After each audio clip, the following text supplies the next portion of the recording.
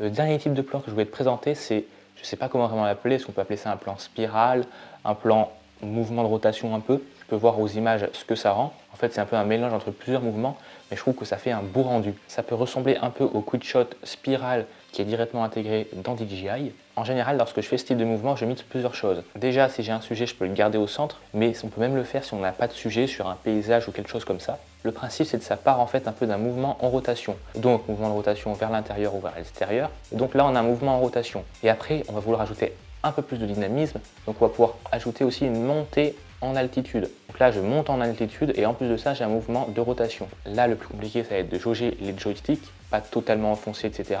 Et puis en plus de ça, on peut également, par exemple, ajouter un mouvement de la nacelle. Parce que du coup, si on s'élève, on peut ajouter un mouvement de la nacelle vers le bas pour contrebalancer l'élévation du drone, pour garder le sujet au centre ou le paysage au centre. Et ce que j'aime bien faire, c'est pas forcément de garder le sujet au centre, mais ça peut être de me déplacer plus rapidement en translation et de tourner moins rapidement.